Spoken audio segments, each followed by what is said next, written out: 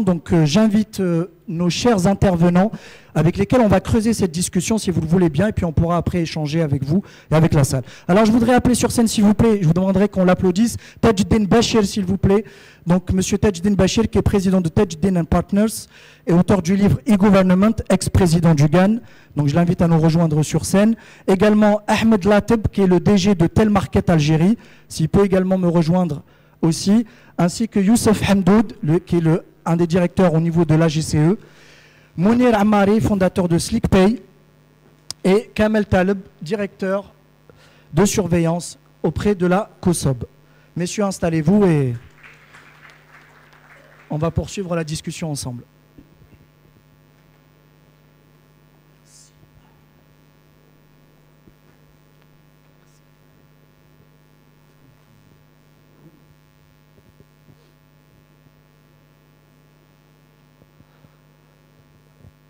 Messieurs Atakom Saha, merci d'avoir accepté notre invitation et avoir accepté de participer à ce panel. Je vais commencer par vous, monsieur Tajdin Bachir. Alors, on parle beaucoup du NIN. Vous allez rappeler ce que c'est que le NIN et en quoi il est important justement pour bâtir justement cette économie numérique ou cette société numérique qu'on cherche en Algérie.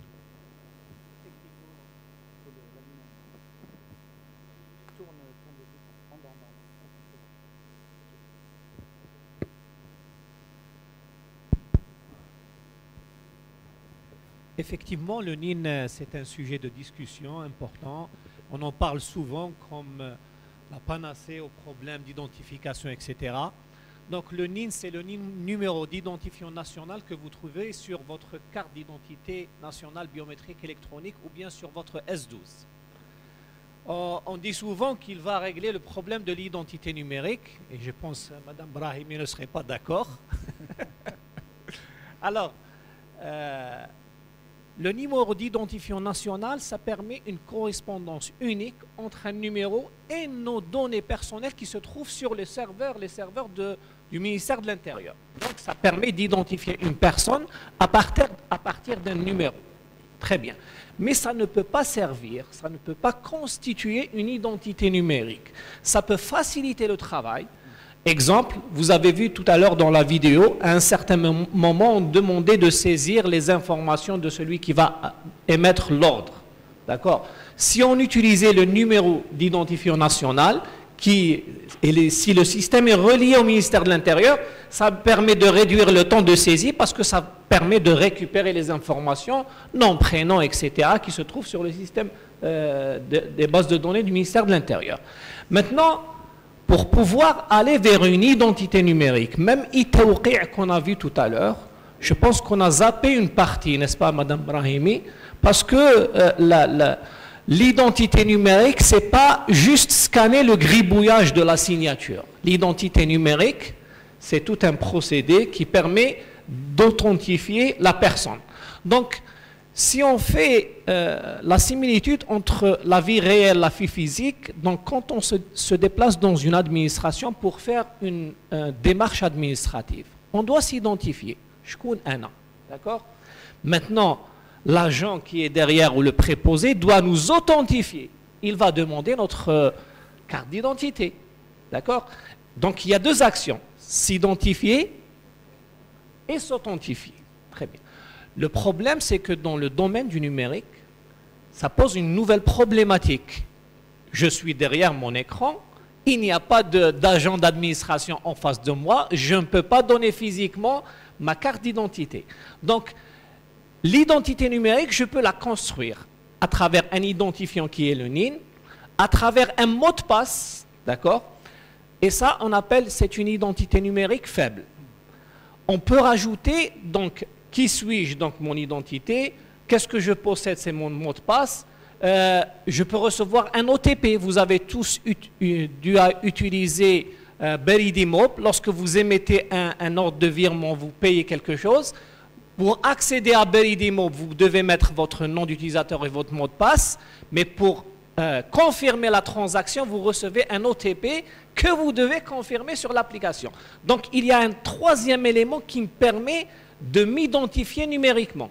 Et je peux encore aller plus loin si le device le permet avec une empreinte digitale, avec une empreinte faciale. Et c'est là où je peux parler d'identité numérique forte. Je peux utiliser des technologies qui sont déjà existantes au niveau de la GCE. Nous avons le Virtual ID, nous avons les certificats, nous avons aussi au niveau du ministère de l'Intérieur la carte biométrique qui permet aussi d'être utilisée parce qu'elle contient l'empreinte digitale à l'intérieur de la carte. Donc je peux l'utiliser avec un lecteur de carte. Par exemple, en Estonie, chaque citoyen a un lecteur, ils ont une carte biométrique comme la nôtre. Sauf que chaque citoyen, il a un lecteur de carte. Donc, quand il va sur Internet pour faire quelque chose, pour accéder à une démarche administrative, il va mettre sa carte et il sera authentifié. Donc, il s'identifie et il s'authentifie. Donc, voilà ce qu'une identité numérique, qu'est-ce que ça représente une identité numérique. Merci beaucoup, merci pour cette réponse très complète. Je vais passer à M. Hamdoud, si on peut lui donner la parole. Vous pouvez allumer le micro en dessous. Monsieur Hamdoud, parlez-nous un peu justement de cette opération avec la COSOB au niveau, donc vous êtes le représentant, je rappelle, de la GCE. Voilà, et expliquez-nous un peu la genèse de ce projet, quelle va être justement la contribution de la GCE. Quel est pour vous, en quoi c'est un élément majeur justement dans l'avancement de cette numérisation que l'on souhaite bâtir en Algérie? Oui, je vous remercie. Bonjour. أولا أود في الإجابة عن السؤال هذا لو أستدل بما قاله السيد رئيس لجنة تنظيم عملية البورصة وكما أشارت إليه السيدة المديرة العامة للسلطة الحكومية للتصديق الإلكتروني أنه اليوم دور السلطة الحكومية للتصديق الإلكتروني في هذه العملية هو اعتبارها كشريك تكنولوجي. Nous sommes un partenaire technologique dans cette équation. Donc l'autorité gouvernementale de certification électronique va offrir et va fournir ses services de signature électronique à distance au profit de ces intermédiaires en opération de bourse. Donc بعد العديد من المشاورات والاجتماعات إلى غير ذلك وين طرحنا وعرضنا on a présenté la solution. Vous avez vu déjà comment la solution se marche. Vous avez vu que déjà l'utilisateur qui est le citoyen, qui est l'individu, qui est le particulier qui va faire une demande de faire une opération en bourse, c'est la facilité, c'est la fluidité de ce processus, c'est le fait qu'il y a une plateforme que déjà les citoyens المستخدمين في حد ذاتهم راهم يعرفوا يستخدموا هذه البلاتفورم كما اشرت ليه انت في لا بريزونطاسيون تاعك c'est-à-dire اليوم ولات quelque chose qui est très on va dire de Voilà, c'est banal pour les gens de cliquer sur des boutons et de faire dessiner la signature تاعهم, etc. sur une plateforme. Mais on a caché toutes les, qui m'a charlé M. Tejdin, on a caché tous les mécanismes de sécurité, d'authentification, etc. en arrière-plan. Parce que le citoyen اليوم احنا باش نديروا ce qu'on appelle حنايا quick onboarding pour faire des transactions rapidement et faire et augmenter le taux des opérations et de transactions. Ce qu'on cherche et le challenge qu'on a في ce cas d'utilisation, c'est كيفاش نقدروا هاد المستخدمين وهاد les citoyens بلا ما يكون عنده des dispositifs, بلا ما يكون عنده un moyen d'identification déjà acquis, بلا ما يدير des investissements في des identités numériques, à savoir le virtual ID, etc. كيفاش نقدروا احنا rapidement, on va faire l'intégration de ce citoyen, on va lui demander de signer un ordre en bourse sans de lui demander d'investir ou d'acquérir des dispositifs conformément aux règles et aux bonnes pratiques. Donc c'est pour cela qu'on a choisi de présenter le citoyen ou l'utilisateur avec un simple geste et un type de signature qui est très basique, qui est vraiment l'image de votre signature manuscrite. Et en parallèle avec cette opération, il y a la plateforme e-Tawqi' qui va calculer et collecter et faire la collecte de toutes les informations nécessaires. On va confirmer que la demande et la signature, l'action de signature a émané de cette personne à travers ses informations, ses paramètres, ses adresses, etc. Et par la suite, toutes ces informations vont être collectées, stockées et conservées pour des raisons d'audit et de vérification. Donc la plateforme en réalité n'est pas limitée en opération de bourse. La plateforme c'est un outil, c'est une on va dire une plateforme de collaboration. Voilà, une plateforme de collaboration si on parle de la collaboration au sein de l'entreprise, c'est la collaboration entre les collègues et les chefs de bureau, etc. Mais la plateforme, elle peut être utilisée quand même dans des transactions avec les utilisateurs externes, ce qu'on appelle les guest signers. Les guest signers, c'est des utilisateurs qui n'ont pas accès aux plateformes. C'est des utilisateurs qui sont في دارو chef une information ou un conseil, il faut que, c'est-à-dire tu participes à cette opération. Donc ouais, il cherche la solution la plus rapide, la solution où il me cache l'authentification, me cache l'inscription, me cache les dossiers, me cache tout cela. Donc la plateforme Itawqiya t'attire la possibilité de s'inscrire, de faire cette demande sans, c'est-à-dire d'avoir le besoin de créer des comptes, etc. À l'aide, bien sûr, de tout ce qui est KYC, tout ce qui est banking platform, tout ce qui est paramétrage qui a été déjà défini par la banque. Donc, si je dire a summary of the role of the agency dans le contexte, c'est vraiment une plateforme de signature et de collaboration. Même chaque banque a des outils, évidemment. Il y a des outils, il y a des plateformes, etc. qui vont remplir la marge de tout ce qui est communication, notification, promotion de l'utilisation, etc. Donc, la première phase, c'est la plateforme de signature. Par la suite, on va voir, qui la présentation, d'autres plateformes, c'est le buy and sell, c'est la notification, c'est les statistiques, etc. Donc, c'est des programmes qui cohabitent avec la plateforme de signature pour créer l'écosystème totalement numérique. Merci. Merci beaucoup pour cette réponse intéressante. Monsieur, on va passer la parole à Monsieur Lateb, qui est, je rappelle, le DG de Telmarket Algérie. Alors, Monsieur Lateb, une question très simple et très pratique. On vit une ère de transformation numérique, et en quoi les services financiers vont être bouleversés, ou le sont déjà selon vous? Qu'est-ce que vous avez observé à votre niveau en tant que DG de Telmarket? Aujourd'hui, le process est très coûteux. Aujourd'hui, je ne vais pas être méchant. Nous, les IOB, pour exécuter un ordre, on a une personne à plein temps sur la place. La collecte, elle est manuelle. Le client, il vient manuellement. Je pense que l'initiative de la COSOB, elle est salutaire parce qu'en fait, ça impose à tous les acteurs de faire, de s'adapter pour aller vite. Donc, je pense que c'est la première étape. Par contre, il ne faut pas oublier, je pense qu'on passe trop vite là-dessus, c'est que c'est un écosystème. Donc on a parlé du régulateur, on a parlé de l'agence, il y a les acteurs qui doivent s'automatiser, qui doivent s'adapter, et il y a aussi la cybersécurité, il ne faut pas oublier, hein. Donc tout ça, ça veut dire qu'il y a du risque augmenté. Et je termine, c'est salutaire, pourquoi? Parce qu'en fait, on a l'impression que tout le monde a intérêt à ce que ça bouge. La situation actuelle n'arrange personne. Et en partant du client, les opérateurs comme nous, les institutions et le régulateur. Donc je pense que c'est vraiment une initiative fondatrice et que nous saluons. Et on espère que ça va démarrer l'inclusion dont tu parlais tout à l'heure, qui est très importante. L'inclusion, on est un pays continent. Donc s'il y a une place digitale à faire, c'est bien chez nous. Parce qu'on a vu dans la souscription du CPA, on s'est bien débrouillé, mais on aurait aimé avoir ces outils pour aller plus vite et atteindre les objectifs. Donc moi, je suis très optimiste et j'espère qu'on va aller très très loin pour devenir la première place africaine. Oui, africaine un peu plus, oui, très ambitieux, mais c'est réalisable. Merci beaucoup, Monsieur Lateb. Je vais donner la parole à notre ami Mounir qui est ici présent et que je voudrais saluer parce qu'il est le fondateur de la start-up SlickPay, SlickPay, qui est une plateforme justement de e-payment, de paiement en ligne. Ils ont signé, d'ailleurs, tu me dis si je me trompe, un partenariat avec la CEAL. Ah oui, pardon, l'ADE. Bonjour tout le monde, c'est avec l'ADE, c'est pas la CEAL. Oui. Alors, la question, Mounir, justement, c'est toi qui es à la tête de cette start-up. Explique-nous un peu comment tu vois, comment tu perçois justement cette ébullition autour des outils numériques. Quel va être l'impact justement de la dématérialisation des paiements en ligne, enfin des paiements tout court, etc. En quoi SlickPay aujourd'hui va révolutionner quelque part les paiements en ligne? En fait, c'est pas SlickPay toute seule qui va révolutionner. Donc, je dirais que déjà l'avènement des lois, déjà le changement de la loi sur la monnaie et le crédit, qui a prévu justement la création des banques digitales, des PSP, etc. Donc c'est déjà un grand pas en avant.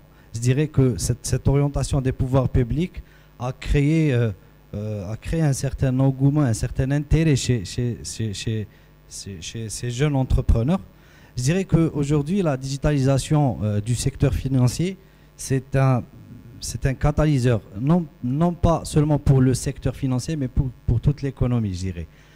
Aujourd'hui, la digitalisation de ce secteur va déjà casser les frontières entre le client et le produit financier. Donc, on va créer des produits financiers disponibles 7 sur 7, H24, etc. Et aussi à domicile, donc sans avoir besoin de se déplacer. Aujourd'hui, des fintechs comme SlickPay, il faudrait y avoir une centaine, une centaine, des milliers de startups comme SlickPay en Algérie, parce que, comme vous l'avez déjà évoqué, on est un pays continent. SlickPay toute seule ne va jamais arriver à faire quoi que ce soit. On est fier aujourd'hui de dire qu'on est en train de réaliser dans les 40 000 opérations par mois. On fait 1400, 1500 opérations au jour. Aujourd'hui, il y a 6 millions de clients ADE qui vont pouvoir payer leurs factures jusqu'en scannant un QR code sur la facture. Donc, on essaye de réaliser des trucs. Et bien sûr, c'est tout cela, grâce aux efforts déjà des instances, à savoir sa team GIE, qui ont déjà créé une plateforme qu'on appelle CIB Web et qui ont donné accès à ces jeunes de développer des modules. Ça a été fait en 2021, je pense. Donc, on ressent une réelle orientation des pouvoirs publics vers la digitalisation de ce secteur. Très bien, merci beaucoup Mounir. Je vais donner la parole au représentant de la COSOB, Monsieur Taleb. Alors, la même question que notre ami pour la GCE. En quoi la COSOB, expliquez-nous la genèse de ce projet et en quoi la COSOB, justement, veut s'impliquer dans ce processus de digitalisation des marchés financiers. Merci beaucoup. En fait, la COSOB a toujours été la locomotive du marché financier, dans la promotion du marché, à travers toutes les initiatives que nous avons lancé depuis un certain nombre d'années, toujours dans la promotion du marché financier.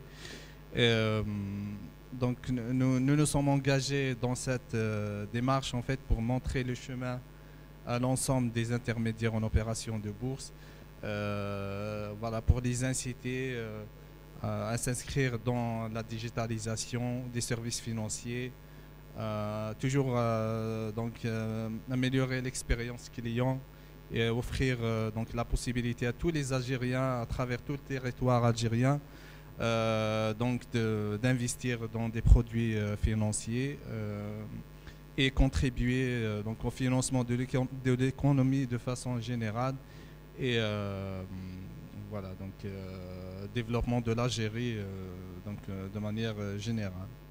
Voilà un peu le challenge que nous sommes fixés. Je voudrais juste peut-être, si vous me permettez, revenir sur la première question que vous avez posée oui. Voilà, M. Tajeddine, concernant l'identité numérique et l'importance du NIN. Pour nous, en fait, nous avons lancé une réflexion il y a quelques temps, justement pour l'adoption du NIN dans les transactions en bourse. Parce que cela va nous faciliter en fait l'identification, enfin la surveillance des transactions en bourse et l'identification de potentielles infractions voilà, sur le marché. Et normalement, ça va être mis en application très prochainement. Ok, merci beaucoup Atekom Saha. Alors on va passer aux questions-réponses parce que je sais que il y a peut-être des questions dans la salle. Et donc, est-ce que vous avez des questions, des suggestions? Vous voulez débattre avec nos panélistes? Sinon, on passe au mot de la fin.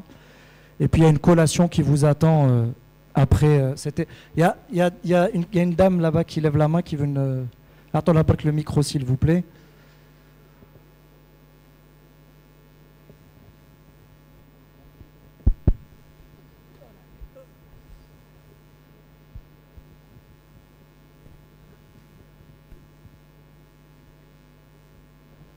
Si vous pouvez juste vous présenter, madame, et poser votre question à l'un des panélistes.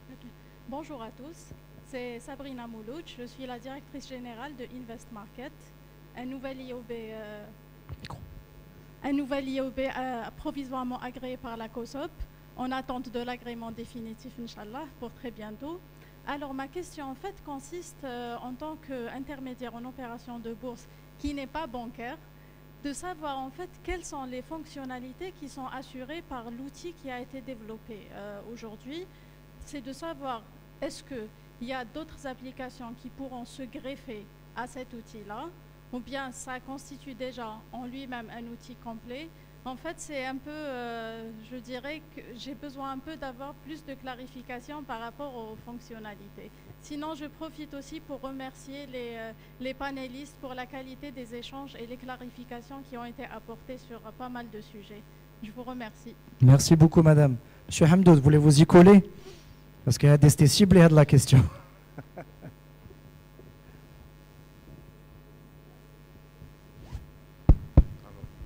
Je vous remercie, madame. Donc, c'est une question très pertinente, vu que l'autorité gouvernementale de certification électronique est mandatée et a l'autorité de travailler uniquement avec les intervenants dans la branche gouvernementale.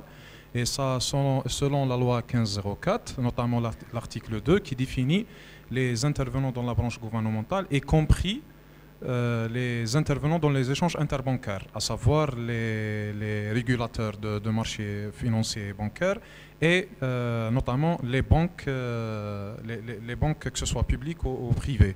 Donc, pendant les discussions qu'on a fait avec la COSOB ou bien les banques, on a ciblé uniquement les banques, que ce soit des banques publiques ou privées, vu que l'autorité a le droit de travailler avec ces institutions de par la loi. Sinon, pour les autres institutions, ça, bon, je laisse peut-être que ça va être un sujet qui va être traité par la suite. La question de la dame, c'est est-ce qu'il y a le next step? C'est quoi la prochaine étape? C'est ça, madame? Oui, si je résume bien. C'est la prochaine étape dans une manière générale. C'est aujourd'hui, on a signé cette convention cadre. Donc, on a vu qu'il y a la note pour l'admission des autres signés électroniquement. Donc la prochaine étape, c'est d'avoir des contrats avec les banques, parce que la fourniture de ce service va se faire dans le cadre des contrats individuels avec chaque banque. La plateforme est opérationnelle aujourd'hui, donc il suffit juste de créer des accès. Donc on va créer des accès à distance pour les représentants ou les personnes habilitées dans chaque banque pour créer et avoir l'accès utilisateur à cette plateforme. Donc, il suffit juste que chaque banque va faire l'enregistrement nécessaire en nous fournissant déjà un dossier. Donc, le dossier va être traité. Mais maintenant, on va créer uniquement les accès. Donc, il n'y aura ni un déploiement, ni une acquisition des systèmes, etc. Donc, c'est une plateforme complètement à distance. Actuellement en opérationnel. D'ailleurs, on a déjà commencé avec deux banques. Il y a deux banques qui utilisent déjà la plateforme e-Tawqi' pour d'autres cas d'utilisation. Donc, en attendant la mise en service de ce cas d'utilisation, les opérations en bourse. Voilà.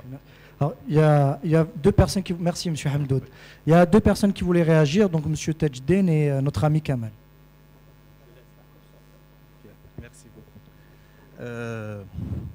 Oui, donc comme l'a si bien dit M. Hamdoud, donc la GCE travaille donc avec les institutions en fait publiques et gouvernementales, voilà, et puis les banques.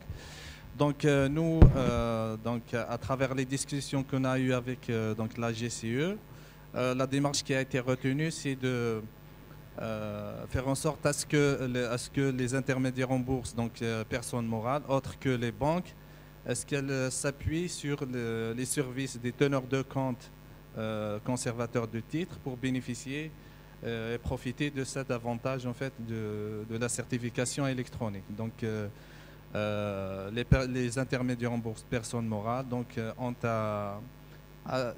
peut-être à signer donc des avenants aux contrats ou aux conventions qui ont déjà été signées avec les teneurs de compte conservateurs donc pour faire profiter leurs clients et assurer donc cette fluidité des transactions donc pour l'ensemble des intermédiaires donc agréés. Voilà. Je pourrais apporter peut-être des éléments de réponse et des propositions à la COSOP. Aujourd'hui, nous avons l'autorité gouvernementale de certification électronique AGCE, mais nous avons aussi l'autorité économique de certification électronique qui est pour la partie économique. La GCE, c'est pour la partie, la branche gouvernementale, et l'AECE, qui est pour la partie économique, qui sont toutes les deux liées à l'ANCE, l'autorité nationale de certification électronique. Et c'est pour ça que je pense que la COSOP doit s'approcher aussi de l'AECE pour permettre aux intermédiaires de bourse de pouvoir bénéficier de ces certifications.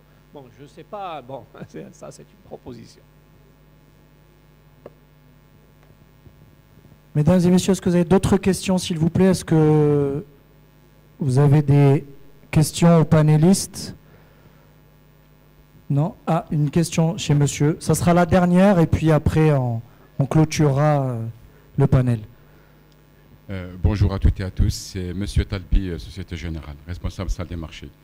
Alors, j'ai bien suivi votre présentation, monsieur Signé, concernant un petit peu les ambitions qu'on s'affiche en tant que pays. Et lorsque vous parlez de faire d'Alger une grande place boursière, moi je dirais plutôt une grande place financière. Il y a une petite nuance par rapport à ça.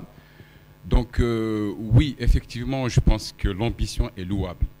Mais par contre, bon, là, c'est vrai qu'avec la digitalisation des ordres de bourse, peut-être que c'est un premier maillon, mais nous, on voit un petit peu plus grand, on se dit, alors, quid justement des autres étapes concernant, par exemple, le trading à distance.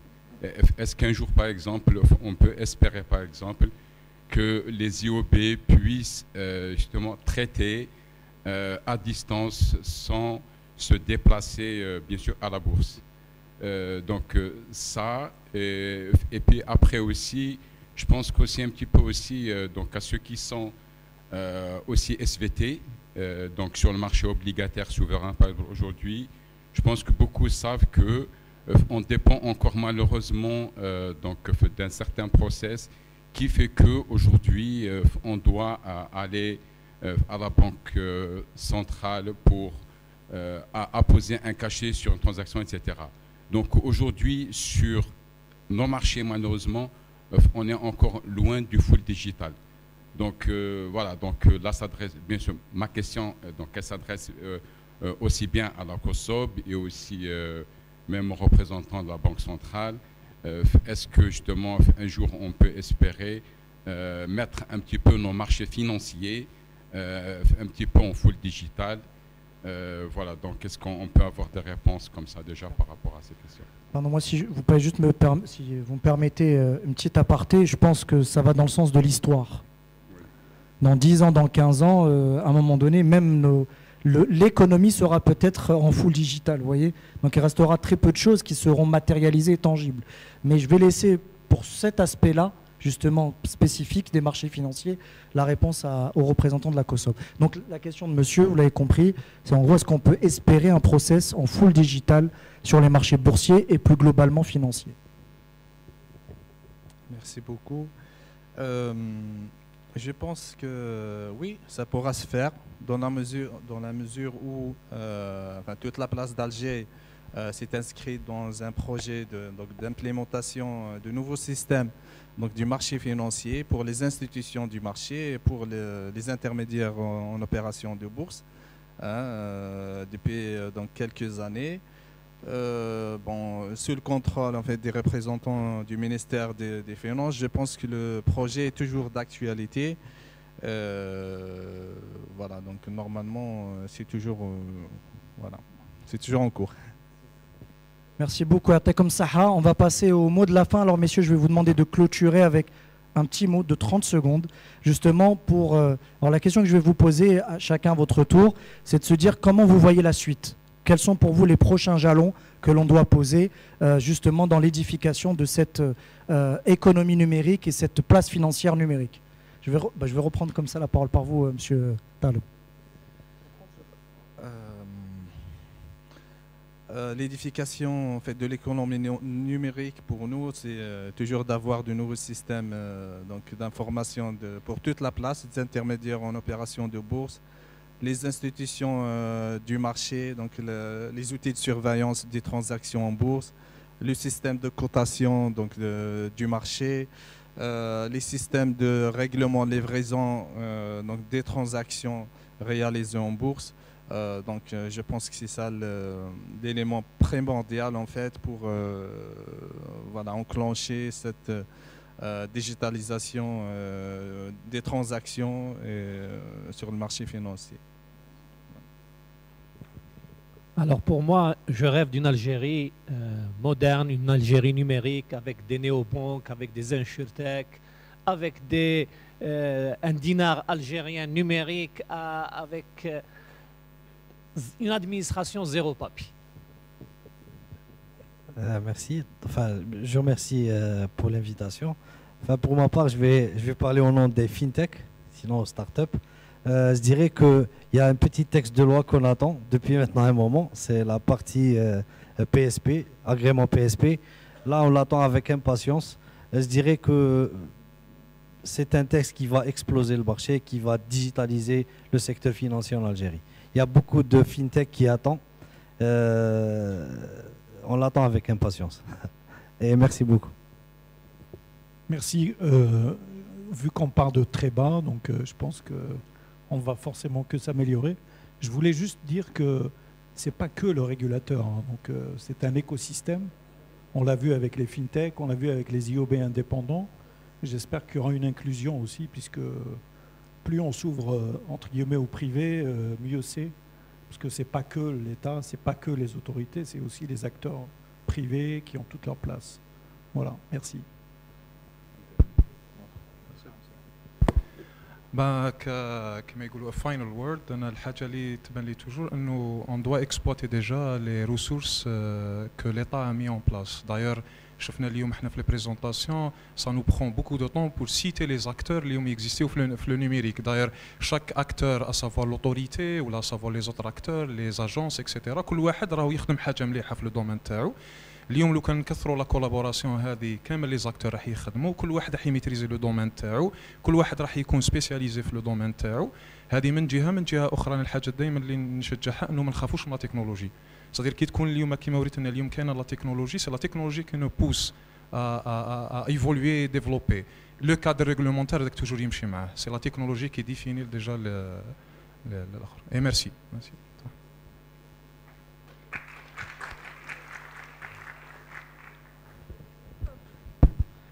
Merci beaucoup, Yatakom Saha. Merci d'avoir été patient, d'avoir suivi cet après-midi mémorable.